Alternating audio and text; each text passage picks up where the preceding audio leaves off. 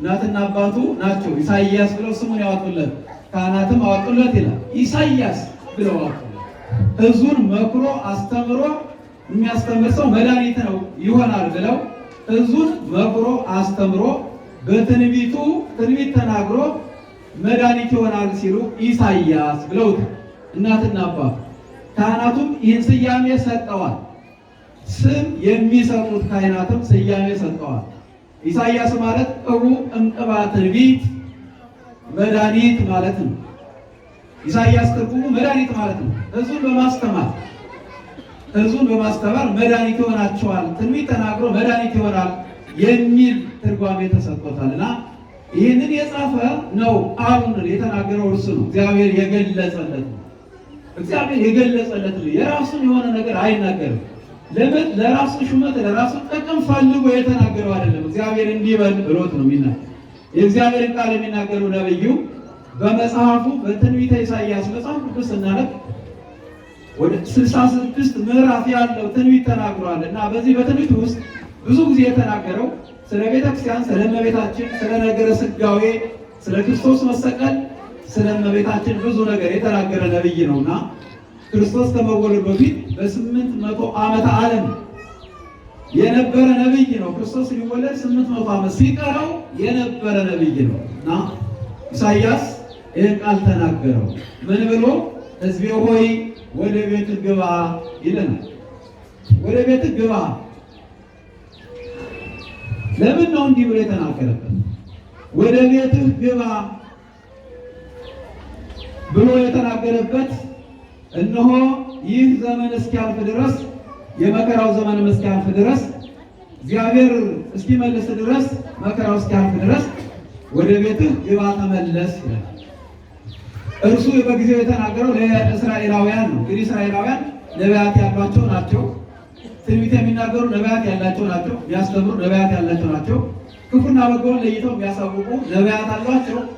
ሌሎችም አሏቸው። ብዙ ትንቢት የሚናገሩ እነ ሙሴና አብርሃም፣ እነዚህ ሁሉ ደጋጎች ከእስራኤል የተወለዱ የተገኙ ናቸው። ነገር ግን እስራኤል ደግሞ ብዙ አልተጠቀሙባቸውም፣ አልሰሟቸውም። ኢሳይያስን አስገድለውታል። ሌሎችንም አንቀበልም ብለዋል። ሐዋርያትንም አሳደዋል። ክርስቶስንም ሰብከዋል። የተባረከች ሀገር ሆና ሳለ እግዚአብሔር በመካከሏ ያስተማረባት ምድር ናት ኢየሩሳሌም። ነገር ግን ክርስቶስን የሰቀለች ነቢያትን ሐዋርያትን ያሳደደች ካህናትን ያልተቀበለች ሀገር ናትና ምናልባት ከዚህ ደግሞ የተለየ ልንሆን ይገባናልና እዚህ ወደ ቤትህ ግባ ይለናል። ወደ ቤታችን እንመለስ፣ ወደ ቅድስና እንመለስ፣ ወደ ፍቅር እንመለስ። ቤት ያለው ፍቅር ነው። ቤት ያለው ቅድስና ነው። ቤት ያለው ቤተ ክርስቲያን ነው። ቤት ያለው ወደ ሰላም ነው እና ወደ ቤትህ ግባ ይላል። እስራኤላውያን እግዚአብሔርን እንደ እግዚአብሔርነቱ አላመለኩም። ነቢያት ተነስተው ተው ይሏቸዋል። ነገስታቱ ሲበድሉ ተው ይሏቸዋልና አልሰማ ይላል። መቼስ ዙፋን ላይ እየተቀመጠ አይሰማ ማለት አስቸጋሪ እና ነገስታቱ ጣዖት ያስመልካሉ። ብዙ በኃጢአት ይሄዳል። ህዝቡን ወደ ኃጢአት ይመሩታል። ድሃ ይበድላሉ፣ ፍርድ ያጓድላሉ እና በዚህ ጊዜ ነቢያቱ ተነስተው ነገስታቱን ይናገራሉ። ድሃ ተበድሏል፣ ፍርድ ተጓድሏል፣ ልክ አይደላችሁም፣ ይሄ ለእናንተ አይገባም፣ እግዚአብሔር የማይወደውን ስራ አትስሩ ይሏቸዋል ነገስታቱ እና እምቢ ይላል። እሺ የሚሏሉ እምቢ አሉ እና በዚያ ወቅት እስራኤላውያን እግዚአብሔርን ስላሳዘኑት፣ እግዚአብሔርን ስለበደሉት፣ ንጉሱም እግዚአብሔርን ስለበደለ፣ ጣዖት ስላመለኩ ነቢያቱንም አንሰማችሁም እያሉ ንጉሱ ነቢያቱን አትስሟቸው፣ የሚያስተምሩትን አትስሟቸው፣ እነዚህ ዝም ብለው የሚለፈልፉ እያለ ትምህርቱን ህዝቡ እንዳይቀበል አደረገ። ዛሬም እኮ እንደዛው ነው። ስለዚህ ቄሶች የሚለፈልፉትን አትስሙ፣ እነዚህ ሰባኪዎችን የሚለፈልፉትን አትስሙ እያሉ የሚናገሩ አሉ። አትስሙ እያሉ የሚለፈልፉ አሉ፣ የሚያዋሩ የሚናገሩ አሉ። ሲፈልጉ ደግሞ ሌላ ስም የሚሰጡ አሉ። ጥንትም የነበረ ዛሬም ያለ ነገር እና እውነት ሲነገር አይወዱም ነገስታቱ። ባለስልጣናት እውነት ሲነገር አይወዱም። በእውነት ለመናገር ስልጣን ያለ ሰው እውነት ሲነገር አይወድምና እንዲህ በማድረጋቸው ምን ሆኑ መሰላችሁ? እስራኤላውያን በጠላት ተከበው፣ በጠላት በናቡከደነፆር እግዚአብሔርን በማያውቅ ሰራዊቱ ጨካኝ መቱን የሚያጠፋ ምን ለሰው ርኅራኄ የሌለው ሰራዊት ናቡከደነፆር ይዞ ከበበ። 18,000 ሰራዊት 18,000 ሰራዊት ይዞ ቀረበ። ለምን? እስራኤላውያን እንደ እግዚአብሔር ፈቃድ የእግዚአብሔርን ሕግ አልጠበቁም። ነገስታቱም ንጉሱም ሕግ አልጠበቀም። ዳኞችም በትክክል አልፈረዱም ነበርና እግዚአብሔር ተቆጥቶ ማታ መጣ። ናቡከደነፆር አመጣ። እግዚአብሔር ተቆጥቶ ነው እንትን ያመጣ ይሆን እንጂ እግዚአብሔር ተቆጥቶ ይሆን እንዲህ ሆነው። ለምን እንዲህ ይመስላችኋል? ምንድን ነው ምክንያት? ለምንድን ነው እንዲህ የሆነው ብላችሁ አስቡ። እስራኤል እንደዚህ የሆኑት ለምንድን ነው? ጠላት መጣ፣ ከበባቸው። ናቡከደነፆር መጣ፣ ሰራዊቱን ይዞ መጣ። በሰራዊት ተከበቡ። ንጉሱ ማምለጥ አልቻለም፣ ሰራዊቱ መዋጋት አልቻለም። እግዚአብሔር ኃይል ካልሆነ ምንም ነገር ብታሰልፉ ይሰለፍ አይቻልም። በአውሮፕላን ብታርከፈክፍ መርስ፣ በምድር ታንክ ብታሰልፍ ማሸነፍ አይቻልም። እግዚአብሔር ከረዳ ግን ትንሹ ነገር ያሸንፋል። ዳዊት ጎልያድን የመጣው በትንሽ ጠጠር ነው ያሸነፈው። ጎልያድ እጅግ ብዙ ሰራዊት ያለው ቁመቱ ረጅም የሆነ ከዛ ቆርቆሮ ላይ የሚደርስ ቁመት ያለው ብረት የለበሰ ብረት ለብሷል። ከጫማው እስከ ራሱ ድረስ ራሱ ላይ ሁሉ ብረት የለበሰ ድንጋይ ብትወረውር የማትመታው ጦር ብትወረውር የማትመታው ይህን ያህል መከላከያ የያዘ ሰው ነበር ጎልያድ። ዳዊት ደግሞ ምንም የለው ባዶ። ግን ከዳዊት ጋር እግዚአብሔር ነው እና ጠጠር ነው ያዘ። በኮረጆ ጠጠር ይዟል። አንተ አለው ውሻ ነኝ እንዴ ድንጋይ ይዘህ የምትመጣ አለው ጎልያድ። ዳዊትን ናቀው። የተናቀ መንታ ያስረግዛል ይባላል። ዳዊት ተናቀ። ከዳዊት ጋር ግን እግዚአብሔር ነበር። ጎልያድ ግፈኛ ነው። እስራኤል የምትባል ሀገር አጠፋለሁ ብሎ እየተገዳደረ በስልጣኑ ተመክቶ ማን ይነካኛል ብሎ የተገዳደረ ሰው ነበር። ቁመቱ ረጅም ነው፣ በጣም ረጅም። ከኔ ላይ አንድ ሰው መጨመር ማለት ነው። እንዲህ አይነት ቁመት የነበረው ብረት የለበሰ በዚህ በለበሰው ብረት የተመካ ሰው ነበር እና ዳዊት ጠጠር ይዞ ሲቀር አንተ ውሻ ነኝ እንደ ድንጋይ ይዘህ የምትመጣ ነው። ውሻስ ጌታውን ያውቃል ነው። ውሻ ጌታውን ያውቃል። ሲያው ጅራቱን ወንድ ያለ ውሻ ጌታውን ያውቃል። ጌታውን ደግሞ ይነግሳል። አንተ ጌታህን አታውቅም፣ የፈጠረን አታውቅም። ውሻ እኮ ጌታውን ያውቃል፣ የጌታውን ቤትን ይጠብቃል። ውሻ ይሻላል፣ ከአንተ ውሻ ይሻላል። ከዚህ በኋላ ተሰለፉ። እሱ ጦር ይዟል፣ ብዙ ሰራዊት አስከትሏል። ዳዊት ወገቡን ታጥቋል። የያዘው ጠጠር 3 ጠጠሮች ብቻ ነው። እንዴት ይቻላል? አሁን ሰው በምድር ላይ እገሌ እኮ ኃያል ሀገር ነው፣ የገሌ መንግስት እኮ ታላቅ ብዙ ሰራዊት አለው፣ የመሳሪያ ብዛት አለው፣ እንዲህ አይነት አለው፣ እንዴት ይቻላል ይላል። ወኛቱን ወዳጅ እግዚአብሔር ቃል በደቂቃ ይፈሳል አለ። ዳዊት ጠጠር ነው ያዘው። ጎልያድ ደግሞ ያልሆነ ነገር ይዟል፣ ብረት ለብሷል። ምንም የማይነጻጸር ነገር ነው። ዳዊት ያችን ጠጠር በፊት ለፊት ላይ ወረወረ። ዳዊት ጠጠሯን ሲወረውር ቅዱስ ሚካኤል አብሮት ነበርና እዚህ ላይ የደፋውን ጎልያድ ብረት ነው፣ ድንጋይ የማይመታው ምንም አይመታው፣ ብድግ አደረገለት፣ ግንባሩን መታው። ያ 6 ክንድ ቁመት ያለው ሰውዬ መሬት ላይ ወድቅ አለ። ሰራዊቱ ተሰናበተ፣ ድል ሆነ። በአንዲት ጠጠር ልብ በሉ፣ በአንዲት ጠጠር እና እግዚአብሔር ካልረዳ ማሸነፍ አይቻልም ማለት ነው። ናቡከደነፆር እግዚአብሔር እስራኤላውያን ላይ ስለተቆጣ በንጉሱም ስላዘነ በህዝቡ ላይ መከራ ለማምጣት ስለፈለገ ናቡከደነፆር መጣ። ወታደሩ መዋጋት አልቻለም፣ ማሸነፍ አልቻለም። እስራኤል ተማረኩ። ቤተ መቅደሱ ተቃጠለ፣ ንዋየ ቅድሳቱ ተዘረፈ። እስራኤል ምድረ በዳ። የሰው ክፋት እንዲህ ያደርጋል። የሰው ክፋት ደም ያፋስሳል። የሰው ክፋት፣ የሰዎች ክፋት፣ የህዝብ ክፋት ክፉ ንጉሥ በሀገር እንዲነግስ ያደርጋል። መናፍቅ ጳጳስ እንዲሾም ያደርጋል። ይሄ የሰዎች የእኛ ስራ የሚፈጥረው እስራኤል ባለመታዘዛቸው ለእግዚአብሔር ባለመገዛታቸው ናቡከደነፆር ከባቢሎን አምጥቶ እንዲማረኩ ቤተ መቅደሱ እንዲቃጠል እንዲፈርስ ንዋየ ቅድሳቱ መጻሕፍቱ ሁሉ እንዲማረክ እንዲዘረፍ አደረገ። ያን ያደረገው ባለመታዘዛቸው ነበርና ተማርከው ሄዱ ይለናል። እና ህዝብ አልገዛ ሲል ለእግዚአብሔር አልገዛ ሲል በሜዳ ሲሄድ ህጉን አልጠበቅ ሲል ቅድስና የሌለው ሲሆን አምልኮተ ጣዖት ሲበዛ ግፍ ሲበዛ ኃጢአት ሲበዛ፣ ዝሙት ሲበዛ፣ ጉቦኝነት ሲበዛ እግዚአብሔር ማትን ያመጣል። ህዝቡን ለማስተማር፣ ለመምከር፣ ለመመለስ በነቢያትማ አልሰማም አሉ። እንግዲህ ዛሬ እኛ እየተናገርን የማይሰማ ይኖራል፣ ተናባቢ ይለፈልፋል የሚል ይኖራል። ወዳጄ እኔ ለግሌ የምናገረው አንዳችን ነገር የለኝም። ለመሾም ብዬም አይደለም፣ ሰው ከክፋት እንዲለይ ብቻና ብቻ ነው። ለመንግስተ ሰማያት እንዲበቃ ብቻ ነው። ሌላ ዓላማ የለኝም። ቤተክርስቲያኒቱም ዓላማ ይሄን ብቻ ነው እና በዚህ ምክንያት ተማረኩ። አይገርማችሁ? እግዚአብሔር ከሚመለክበት ምድር ተነሱ። እስራኤል ምድረ በዳ ሆነች፣ ማንም የሌለ ሆነ። ቤተ መቅደሱ ፈረሰ፣ ንዋየ ቅድሳቱም ተዘረፈ። እስራኤል ወደ ባቢሎን ወረዱ እና ያንን ተመልክቶ ምን አለ መሰላችሁ ኢሳይያስ? ሕዝቤ ሆይ ወደ ቤትህ ወደ ኢየሩሳሌም ተመለስ፣ ግባ። በባቢሎን ጣዖት ይመለካል፣ ኃጢአት ይሰራል፣ እግዚአብሔርን ማምለክ የለም። ከዚያ ምድር ውጣ እና ወደ ቤት ተመለስ። ወደ ቤት ቅድስና አለ፣ አምልኮት አለ፣ እግዚአብሔር ስሙ ይመለካል። ሰውና እግዚአብሔር የሚገናኝበት ቦታ አገር አለ። ባቢሎን አገር አይደለም። ተመለሰ፣ ወደ ቤት ግባ እና ያ ሰባ ዘመን እግዚአብሔር ማቱን እስኪመልስ ድረስ ተመለስ፣ ወደ ቤት ተመለስ። ለወርቁ ደግሞ እግዚአብሔር ይህን ዓለም እስኪያሳልፍ ድረስ ከቤተ ክርስቲያን አትውጣ። ዓለም እስኪያልፍ ድረስ በወንጌል ኑሩ። እናንተ ምእመናን በክርስትና ኑሩ። እግዚአብሔር ይህን ዓለም የሚያሳልፍበት ጊዜ አለ። የምታዩት ፎቅ የለም፣ የምናየው ፎቅ የለም። ዛሬ አምረን አለባበሳችን፣ አቋቋማችን ያማረ ሁሉ ነገር የለም። ወደ አፈርነት እንቀየራለን። ዓለም ያልፋል።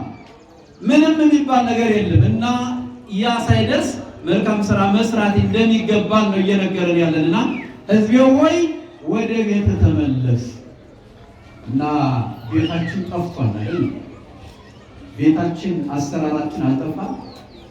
የትዳር መሰረታችን አልጠፋም እና ወደ ቤት ተመለስ።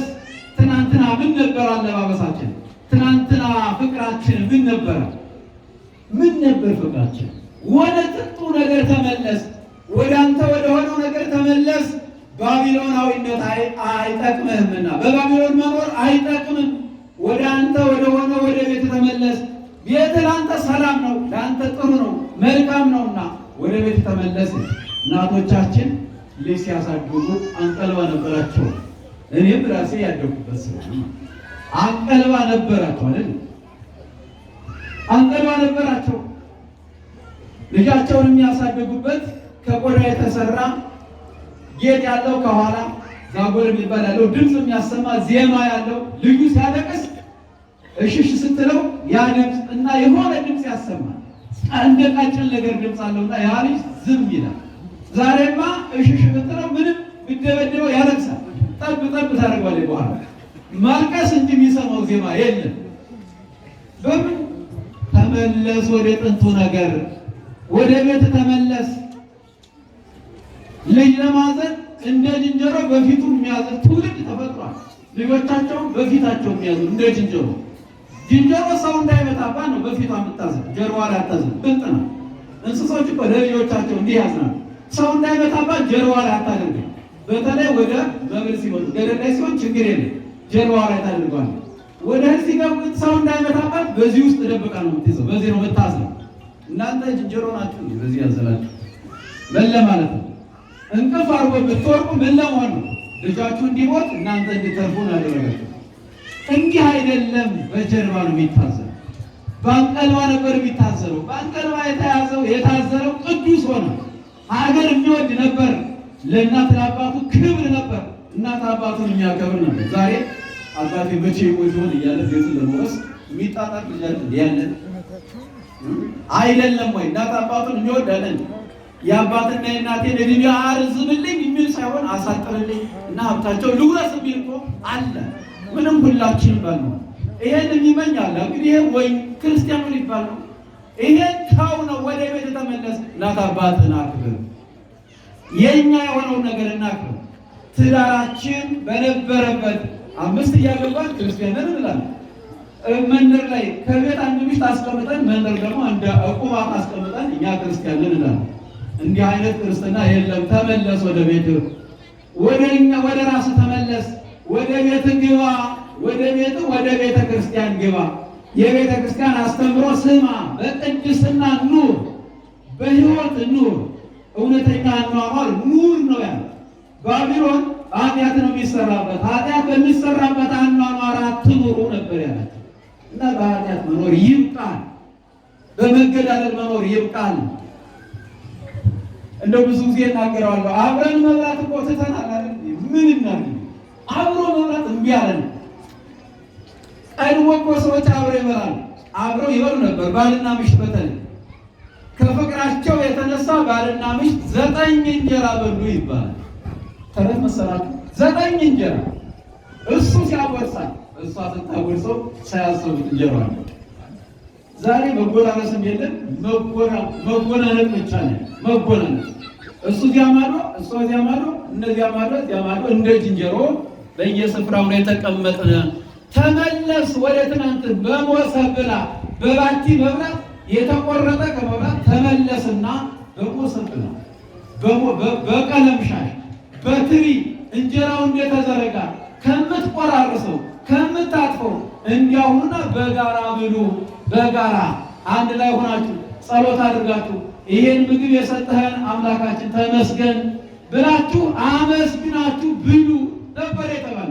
የለም ባል ለብቻው፣ ሴት ምሽት ለብቻ፣ ልጅም ለብቻ፣ እንዲያ ለብቻ። ዝንጀሮ ነው ብቻውን የሚበላ።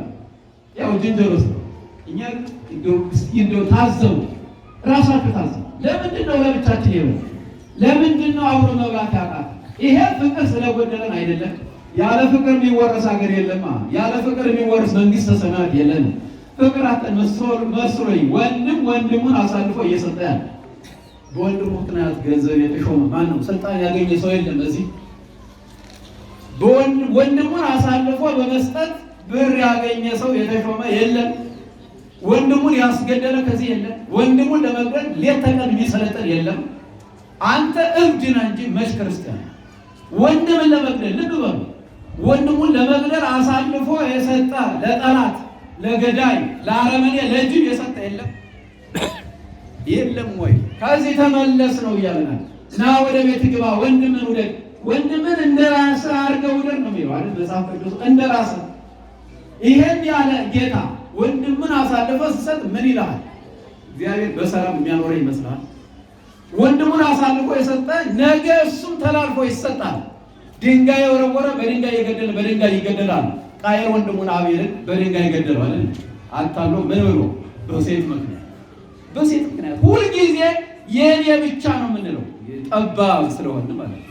ሰው በወንጌል ካልኖረ ጭንቅላቱ ይጠጣል፣ እንደ ዶሮ ጭንቅላት። የዶሮ ጭንቅላት ትንሽ ናት። የዶሮ ዓላማ ደግሞ መበተን ነው። ከምትበላው የምትበትነው ነው። እንዲህ አይነት ጭንቅላት ይዞ የሚመራል፣ ለሀገር የሚመራል በታኝ አፍራሽ። እንዲህ አይነት ጭንቅላት ይዞ ቤተክርስቲያን መሪ መሆን አይቻልም፣ አይቻልም። ጠባብ የሆነ አመለካከት፣ ሰፊ የሆነ አመለካከት ነው ሊኖረን የሚገባ። ወንድሙን ገሎ አቤል መልከ መልካም እህት ነበረች ሉት የምትባል እሷን ወንድም አቤል ያግባ ሲባል ለምን የኔን መልከ መልካም እሱ ለምን ያገባል? ወንድማችን ካደገ የሚያምን አለን። ወንድማችን ካማረበት ቤት ከሰራ እንዴት አጥቶ ሰራው? ሰርቶ እኮ ሰራ አገኛለን እና ምን እንላለን? እንጣወማለን። እሱም በእህቱ ምክንያት በምሽቱ ምክንያት መልከ መልካም ሴት ካላገባው ብሎ ምን አደረገ? ወንድሙን አቤልን በድንጋይ ገደለ። ለሴት ብሎ ወንድሙን አቤልን በድንጋይ ገደለ። ለብር ብሎ ወንድሙን ለጅብ የሰጠ የለም። አሁን ለብር ብሎ ለ5,000 ብር ለ6,000 ብር ብሎ የሰጠ ሰው የለም ወይ? ውሸታም በሉኝ ከሌለ አለ፣ እዚህ አለ። ግን ማተብ ያለው በእውነት ይሄን እያደረግን ሰላም እንጠብቃለን። ሞኝ አትሁን።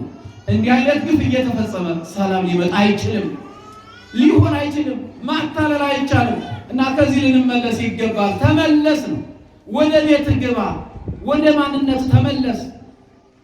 ያንተ የሆነው ሊያሳጣ ብዙ ነገር እየተሰራ ነውና አንተ የምትናገረው ቋንቋ የማይፈልግ አያሌ ጠላት አለ። ለንገራችሁ ግልጽ ትናገሩ ቋንቋ ለማጥፋት ሌት ተቀን የሚሰራል። የቆምክባትን ቤተክርስቲያን ለማጥፋት የሚሰራ ጠላት አለ። አንተ በዚህ አይነት ወንድምን አሳልፈህ ከሰጠህ ነገ ትጠፋለህ ማለት ነው። እኛ እርስ በራሳችን ከተገዳደል ከተጠፋፋን ጠላት ደግሞ ገና ያጠፋን ከመጣ እንዴት መቋቋም ይቻላል? እና ለዚህ ነው አልገባንም። በቃ አመጣጣችን ሊገባን ይገባል። ሕዝቤ ሆይ ወደ ቤት ግባ፣ ወደ ሰላም ወደ ቤት ግባ።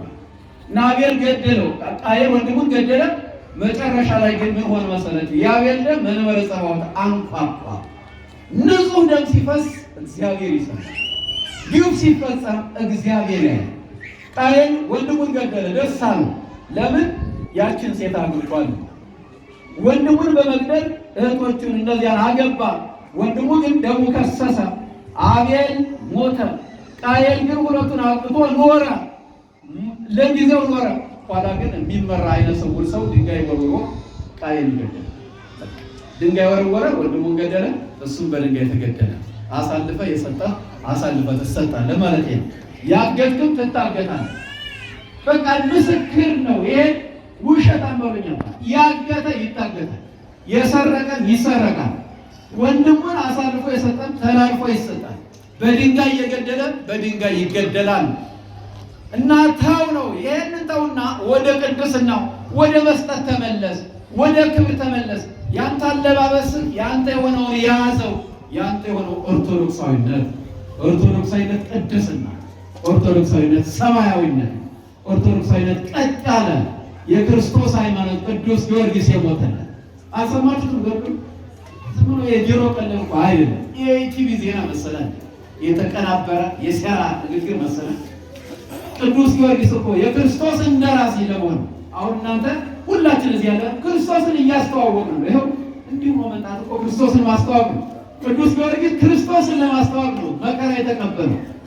ክርስቶስ መከራ የተቀበለው መከራ ለማስተዋወቅ ቅዱስ ጊዮርጊስ በብር ምጣድ ተቆላ፣ እነሆ በመንኮራኩር ተፈጨ።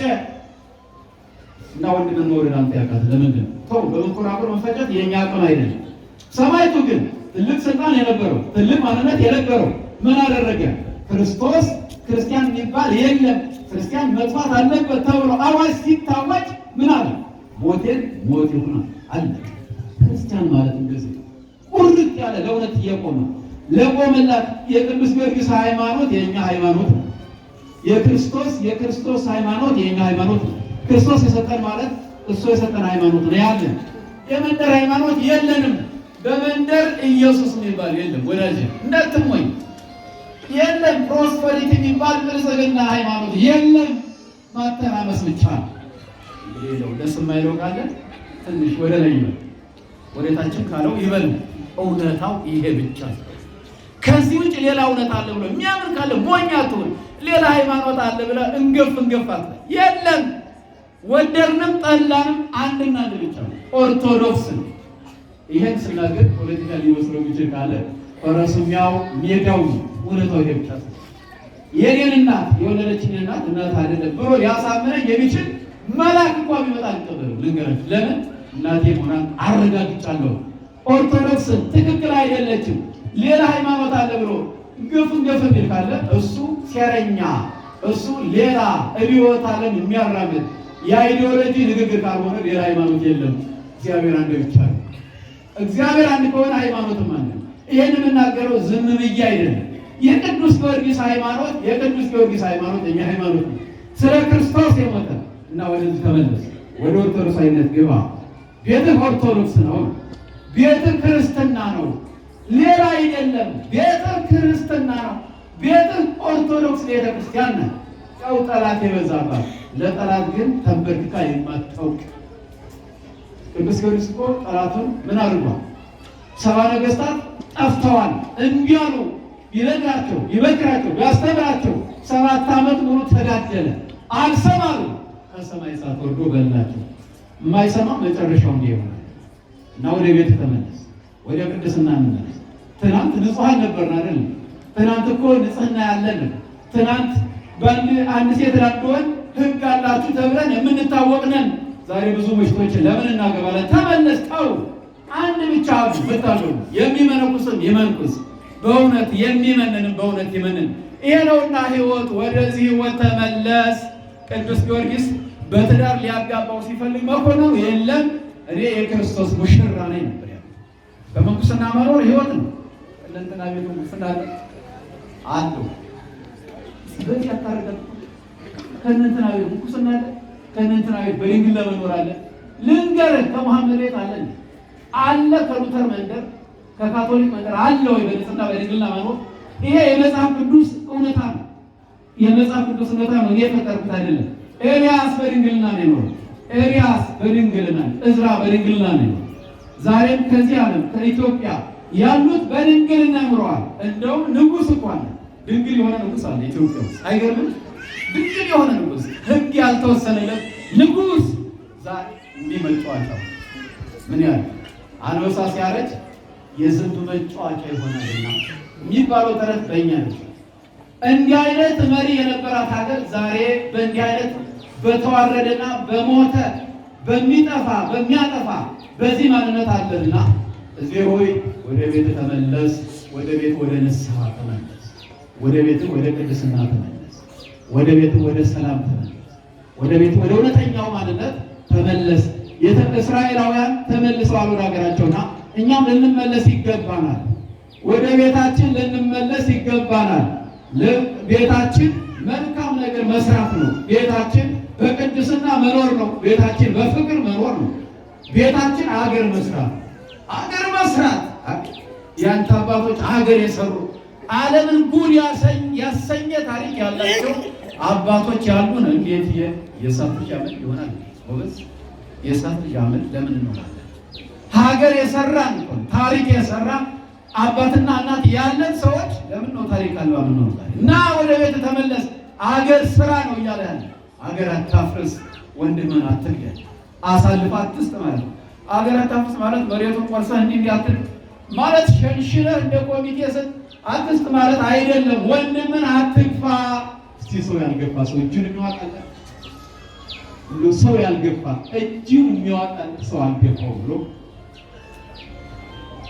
ወተት ሲገፉት ቅቤ ይወጣዋል። ጥሩ ወተት ቢገፉት ያሁን አይደለም። አሁን እንደው የፈረንጅ ወተት አይደለም።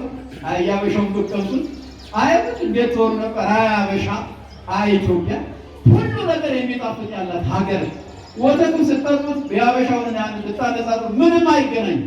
ቅቤው ወተቱን ብትገፉት ቅቤው ፍጹም አይገናኝ። ይሄ እውነት ነው። ላተመለስ ወደ አንተ የምትበላው የማን ነው? አበላልህ የማንን አበላል ነው እየበላሃለሁ? አለባበሱስ የማን ነው? ና ወደዚህ ተመለስ። ፍርዱ የማን ነው? አባትና እናቶቻችን ቀድሞ ሲጣሉ ወይ በድንበር በምን ይጣላሉ አይደል? እና ወደ ዳኛ ሲሄዱ በአንድ መኪና አብረው ነው ተሳፍረው። አይገርማችሁ? በአንድ መኪና ተሳፍረው ተካሰዋል እኮ። በአንድ መኪና አብረው ተሳፍረው ይሄዳሉ። ከዳኛው ፊት ይቆማሉ። ይቆሙና ክርክሩ ይካሄዳል። ይረታላሉ። አንዱ ያሸንፋል፣ አንዱ ይሸንፋል። አብረው በመኪና እየዋሉ ይመጣል። ይሄ እኮ ነው የአንተ ማንነት የነበረ። ዛሬ አይንና አፈር በቃ ምንም እኮ እንደዚህ አይነት ነገር የለም። ወደ ጥንቱ ነገር ተመለስ። እና ግፍ አልሰራሁም ሰው አልገፋሁም የሚል ሰው አለ። ቅኔ ወተት ቢገፉት ቅኔ ይወጣዋል። ሰው ቢገፉት ግን ግፍ ያመጣል፣ መከራ ያመጣል፣ ግድያ ያመጣል፣ መሰደድን ያመጣል፣ መታገትን ያመጣል፣ ከቤት መፈናቀልን ያመጣል፣ መሰደድን ያመጣል።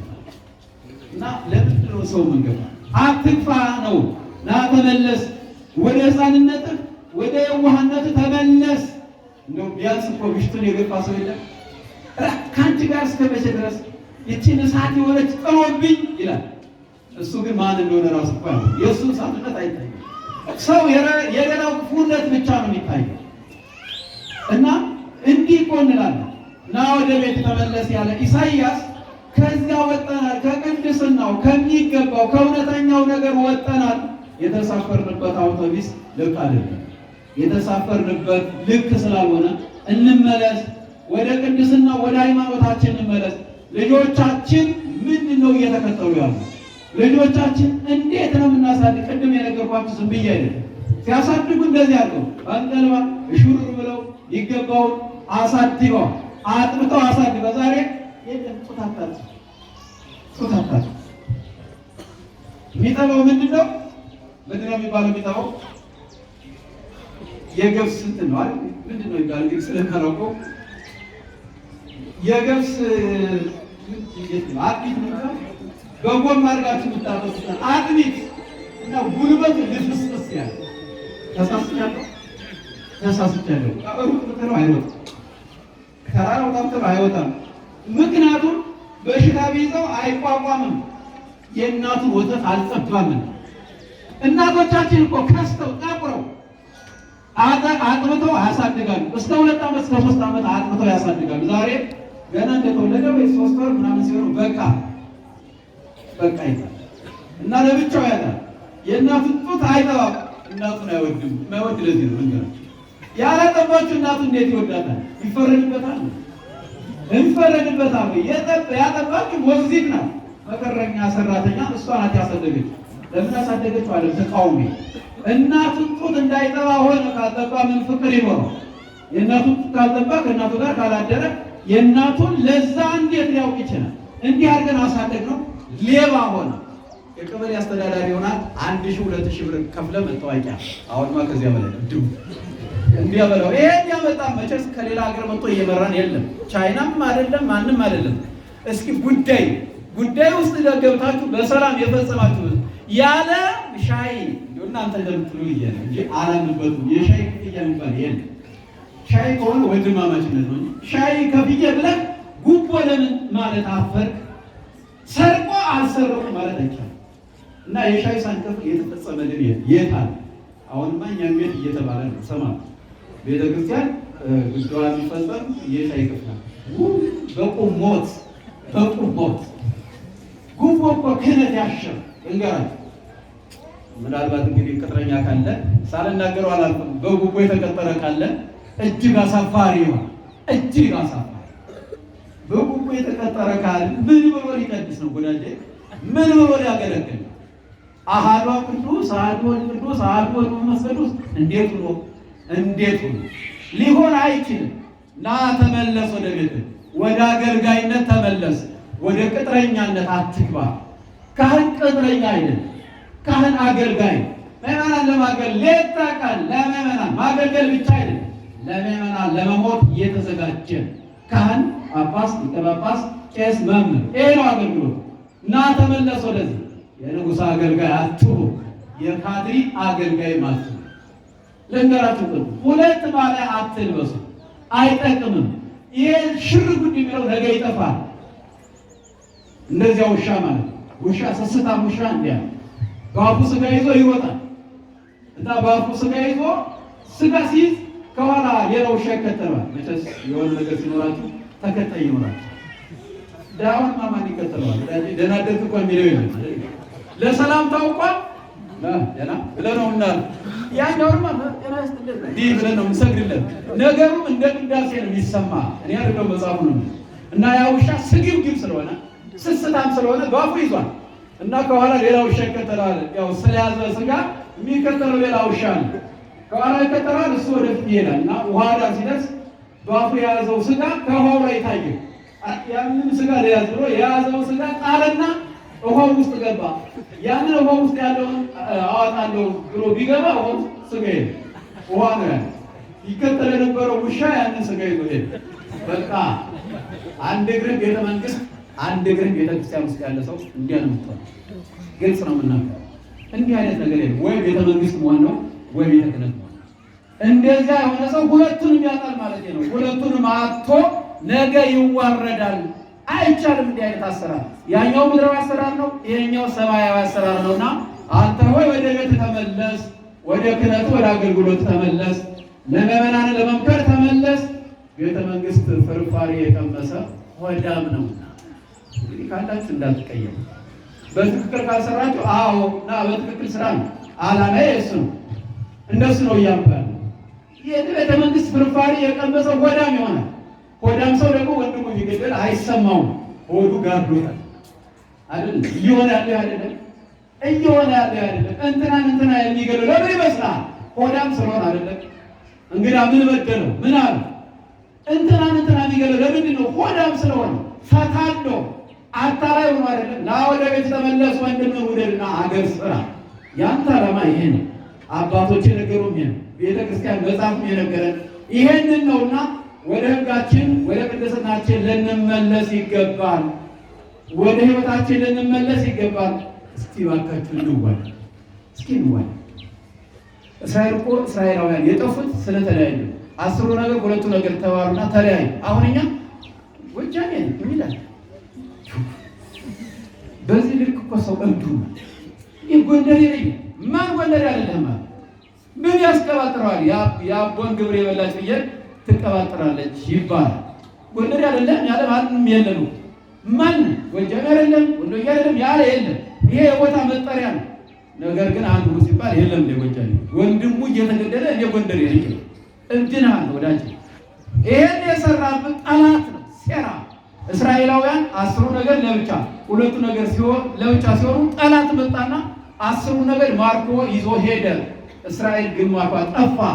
ከኋላ ደግሞ ሌላ መጣና 2 ነገር ማረከ። እስራኤል ምድረ በዳ ሆነች። እስራኤል ጠፋች። እንዲያ ነው እየሆነ አንተ ከለያየው ለማጥፋት ይመቻልና መለያየት የሰይጣን ስራ ነው። አትለያዩ። ጠላታችሁን ውደዱ የተባለ እንኳን ወዳጃችንን ጠላታችሁን ውደዱ እኮ ተብሏል። የተጻፈው እንደዚያ ነው። በተጻፈው ስላረና እዚህ ሆይ ወደ ቤት ግባ። ወደ ቤታችን ገብተናል። ቤታችን ያለ ነው። በእውነት በማንነታችን አለ። ትናንት የነበረው ማንነታችን አለ። ትናንት የነበረው አልመኝነት አለ። ትናንት የነበረው መተዛዘን አለ። ትናንት የነበረው ቅድስና አለ። ትናንት የነበረው ሰው ለሰው መኖር፣ ሰው ለሰው ነው የሚኖረው። ለሰው መኖር አለን አለው። አባቶቻችን ለሰዎች ይኖረዋል። አባ ጳኩሚስ የሚባሉ መቼም መነኩሴ ለሰው ነው የሚኖሩና አባ ጳኩሚስ የሚባሉ መነኩሴ 3ኛው መነኩሴ ማለት ነው። አባ እንጦንስ፣ አባ መቃርስ 3ኛው አባ ጳኩሚስ፣ 4ኛው አቡነ አረጋዊ ናቸው። እና አባ ጳኩሚስ አንዲት ሴት በሽታ አድሮባት አዩ። በጣም ያሰቃያል። ዶክተሩም አላዳናት፣ እንትናም አላዳናት፣ መፍትሄ ስለደገም አላዳናት፣ ምናምን የሚቀብረውም አላዳናት እና ተሰቃያለች። አዩት ግን አንድ ቀን በሳሌ ፍትፍትም አላመጣች። አዘኑ። አክስታቸውም አይደለችም። አያችሁ ልብ በሉ። አሁን እኛ ለወንዝ ለሀገሬ ምናምን ምትል ካህን ካለ በስማ እጅግ ያሳፍራል። ምንም አያውቋትም። ነገር ግን ምንድናት መሰላችሁ? ሰው ነው። እግዚአብሔር መድኃኔዓለም ኢየሱስ ክርስቶስ ያሞተላት ሴት ናት እና ስትሰቃይ አላስችላቸዋልና ፈጣሪ ጌታዬ ሆይ በእሷ ላይ ያደረውን በሽታ ወደ እኔ መልሰው አይሉት። ይሄ ነው እኮ ማንነት ማለት። ግባ ወደ ቤት ና፣ ወደ ቤት ተመለስ ማለት ለሌላው መኖር ነው። አባቶቻችን እንዲህ እባክህ አትችለውም፣ እንደውም ሴት ናትና አይቻላትምና የእሷን በሽታ ወደ እኔ መልሰው ብለው ጸለዩ። የአንድ ቀፎንም ወደ አንድ ቀፎ እንዲገለበት ከእሷ ላይ ያደረው በሽታ ግልብጥ አለና አባ ጳኩሚስ ሴትዮዋ ድና ቤቷ ነች። አባ ጳኩሚስ እኒያ በሽታ አጋንንት አይደል? ያው በሽታ ኮሮና፣ ምንድንስ፣ ታይፎይድ፣ ደም ብዛት፣ ስኳር፣ ቁጥርስ እነንተ ላይ ያሰጡት ስም ነው ወዳጅ። ሰይጣን ነው በሽታ ተጣ። ሌላ ምንም ነገር የለም። መፍትሄ ብቻ ምንም ነገር የለም። ሰይጣን ነው በሽታ። ሰይጣን የበሽታዎች ሁሉ መነሻ ሰይጣንና ሰይጣን ቆሻሻ ነገር ነው። አሁን እሱ አፈሩን በበላው ታመማለሁ በፍጹም ይሄማ እንደውም እምነት ከውጭ አለው። እናንተ የሰሩባችሁ አፈሩ ቆሻሻ ጀርም ነው ይላል። ጀርም ማለት ወንድምን መጥራት፣ ጀርም ማለት ብዙ ሴቶችን ማግባት ነው። ጀርም ማለት ጉቦኛ መሆን እንጂ እዚህ ላይ መሬት ላይ ጀርም የለም። ምንድን ነው ጀርም ማለት? ንገረኝ። ይሄንን ካድ በቃ ልክ ያልሆነ ነገር ስለያዘ ሰው የመጣ ከጦጣ መሰል ነው ብሎ ነገረ። ይሄን ተቀበለ የኢትዮጵያ ሕዝብ ተቀበለና የጦጣ መሰል የመጣ ነው። ሰው ሲገደል እንዴ ጦጣ በቃ ለምን ለሰው ክብር የሌለው እንዲሆን ተደረገ። ይሄ ሴራ ነው። ወደ ቤት ተመለስ። ሰውን የፈጠረ እግዚአብሔር ነው በል እንጂ ሰው ከጦጣ መሰል ብለህ የእነንትናን እንትና ትሸከማለህ። ሰዎች የፈጠሩትን ሴራ አይደለም። እና አባ ጳኩሚስ ይጾሙ ይጸልዩ ጀመር። በጾም በጸሎት ምን ይሆናል? አጋንንት ይርቃል። ስትጾሙ አጋንንት ይርቃቸዋል። እንደው ስለለፈለፈ ብቻ አትዳም። ይሄ ደግሞ መለፍለፍ ብሎ በዚህ በሱዳን እንጨት ሁሉ የሚለፈልፈው እንዳይመስላል። እንደሱ አይደለም። ዝም ብለህ እመን ተጠመቅ። አለፈለፈም ትድነው። እመኑ፣ ዝም ብላችሁ መስቀሉን ተሳሉ፣ ችግር የለም። ነገር ግን አባ ይጾሙ ይጸልዩ ጀመር፣ ይሰግዱ ጀመር። ሰይጣን ማደር ያጠፋው ኧረ እባክህ እንውጣ፣ ኧረ እባክህ እንውጣ፣ ልቀቀን አሉ። ቆዩ እንጂ የት ትሄዳላችሁ? ቆዩ አላቸው። አያችሁ፣ እንዲህ ነው አባ፣ እንዲህ ነው የአባቶቻችን ነው። ቆዩ እንጂ የለም አስወጣን፣ እንውጣ እንውጣ ብለው ለቀው ወጥተው ሄዱ። ከገነት ካስወጣነው ከአዳም በቀር እንዲህ አይነት ሰው አይተን አናውቅም ብለው አጋንንት መሰከሩ። ጠላት ለአንተ ይመሰክራል፣ አንተ እውነተኛ ስትሆን። አለበለዚያ የጠላት ተባባሪ ስትሆን አብረን ትጠፋለህ። አብረን እንዳንጠፋ ወደ ቤታችን እንመለስ፣ ወደ ቤታችን ወደ በጎ ስራ እንመለስ፣ ወደ በጎ ግብር እንመለስ። ቤታችን በጎ ማድረግ ነው፣ በቅድስና መኖር ነው፣ መዋደድ ነው፣ በፍቅር መኖር ነው፣ ሃይማኖትን መጠበቅ ነው። የሃይማኖት አለመጠበቃችን ለዚህ ያርጎናል። ወንድም ወንድሙን እንዲጠላ፣ እንዲገል፣ አሳልፎ እንዲሰጥ፣ ገበሬው በታንክ እንዲደበደብ እየሆነ ያለው ምን ሆኖ መሰላችሁ? ችግር አለ፣ እኛ ላይ ችግር ስላለ የእኛን ችግር እናጥፋ፣ እግዚአብሔር ደግሞ ስራውን ይሰራል። ቅድም እንዳልኳችሁ ነው፣ እግዚአብሔር ስራውን የሚሰራ ደግሞ እኛ ስንጮህ ነው። እግዚአብሔር ቤተክርስቲያን ስንመጣ በልማድ አትምጡ። በእውነት መጣችሁ አምላከ ጊዮርጊስ፣ አምላከ ቅዱስ ጊዮርጊስ ይሄን ነገር ከኛ አረገልን። ሰው ደካማ ነው አይቻለንምና አንተን አሳዝናለሁ ብለን ጸሎት አድርገን ብንል እኮ ይሰማል። የራሔልን እንባ እኮ ሰምቶ እስራኤልን ከግብፅ አውጥቷል። ሕዝቤ ሆይ ወደ ቤት ተመለስ። ቤታችሁ ጀግንነት አይደለም። ጀግና ማለት ወንድምን መውደድ ነው እንጂ በግደል አይደለም። ጀግንነት ሀገርን ማስከበር፣ ለሀገር የቆመ ምልክት ያለው ታላቅ ማንነት ያለው ትልቅ ማንነት ያለን ሀገር ነው። ታላቅ ሃይማኖት አለን። ትልልቅ መሳሪያ ምልክት ያለን ሀገር ነው። ትልቅ ሰንደቅ ዓላማ ዓለም የሚያደርገው ሰንደቅ ዓላማ ያለን የዓለም ሰንደቅ ዓላማ ዝቅ ብሎ ሲውለበለብ የእኛ ሰንደቅ ዓላማ ከፍ ብሎ ተውሎ ለምን መሰላችሁ? አባቶቻችን ሰላም ለማስከበር ኮሪያ ዘመቱ። ኮሪያ ዘማች ታውቃላችሁ አይደል? ኮሪያ ዘመቱ እና ኢትዮጵያዊ ጀሰት ማለት ታውቁት። አሁን እጅ ብሰጥ መሆናችሁ ያሰላችሁ እየሰጥ ሰላም ይለዋል። እጅ ብሰጥ አንተ እጅ አትስጥ፣ ተው ያንተ አይደለም፣ ወደ ራስህ ተመለስ፣ ወደ ቤት ግባ። እጅ መንሳት ማለት ገና ይስጥልህ ነው እንጂ እጅ ሰላም ያልክ እንደውም ኮሮና መጥቶ ትንሽ ሰብስቦልን ነበር። ደግሞ ተመን እንዲህ መጥቶላለን። አሁን ደግሞ ሰላምታው ያ ማን ነው የሚባለው የአገሪቱ መሪ አለና ጀመረው። ሰው ሁሉ ያሱላ ምንድን ነው ይሄ? ኧረ ተው ምን ሆናችሁ ነው? ምን አለ ቅፍ አድርገው እንድትመስማ፣ ምን አለ ቅፍ አድርገው እንድትመስማ። በእውነተኛ ፍቅር ዝም ብለህ እንድትጋፋለህ እንደ አህያና እንደ በሬ። ምንድን ነው ይሄ መገፋፋት? ኧረ ተው አትገፋፉ እኮ ነው ሰውየው። እንገፋፋ ብሎ አሳይ እዛ በቴሌቪዥን ሳይ ይላል። አሁን እያንዳንዱ ቄሱ ዳቦ እንደዚህ ነው። ምን አይነት ትውልድ እንደሆነ ግራ እየገባኝ በጣም አዝናለሁ። ለምን ነው እንዲህ ምን ነው? እና ምን አደረጉ መሰላችሁ? መሰታዎቹና ኢትዮጵያውያን ሀገር ሰላም ለማስከበር ሶሪያ፣ ደቡብ ኮሪያ እና ሰሜን ኮሪያ ሲጣሉ ኢትዮጵያ ሰራዊት ሄደ እና ሄደው ከዚያ ጦርነቱ ተጀምሯል። ጦርነት አለ። ከዛ በኋላ አጠቃላይ የዓለም ወታደሮች እጅ ይሰጣሉ። ኢትዮጵያዊ ግን አንድም እጅ አልሰጠም። አታጨበጭቡም እንዴ? ለዚህ ማለት አንድም ተመለስ ወደ ቤት ገባ ያልኩህ ያንተ ማንነት ዓለም ያሊቀው ማንነት ነው። አንድም ኢትዮጵያዊ የሞቱ ከመሞት በስተቀር እጅ ቢሰጥና የሚማረክ ኢትዮጵያዊ ባለመኖሩ የኢትዮጵያ ሰንደቅ ዓላማ አረንጓዴ፣ ቀይ፣ ቢጫ ከፍ ብሎ በዓለም ላይ ከፍ ብሎ እንዲውለበለብ ሆነ። ይሄ ነው ስራ፣ ይሄ ነው ማንነታችን። ከፍ ያለ ዓለም ያሊቀው ማንነት መስራት እንጂ ወንድምን መግደል፣ አገር መቁረስ፣ መገነጣጠል፣ ቤተክርስቲያን በማይገባ ስራ መስራት አይደለምና ወደ ቤት ተመለስ። ሰፊ ነው። ወደ ቤታችን ተመልሰን በቤቱ ኑረን መንግስቱን እንድንወርስ እግዚአብሔር ይርዳን።